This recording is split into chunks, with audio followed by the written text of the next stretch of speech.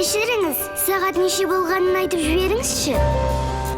Меніңше, статистикалық мәліметтерді салыстыратын уақыт келді. 2021 жылы Қазақстанда 3-ші рет ұлттық халық санағы өткізіледі. Дайындық кезеңі маусым айында интервьюерлер мекенжай мен тұратындар санын нақтылау мақсатында барлық тұрғын және тұруға арналмаған үй-жайларды аралап шығады. Интервьюердің мөрмен расталған куәлігі 2021 жылғы санақтың белгісі бар көк түсті портфелі мен шарт болады. Үй-үйді аралағаннан кейін аудандастыру жүргізіледі және аумақ есеп учаскелеріне бөлінеді. Ал жалпы халық санағы 2021 жылы 1 қыркүйек пен 30 қазан аралығында өткізіледі. Кез келген сұрағыңызға жауапты жедел желіге қоңырау шалу арқылы біле аласыз.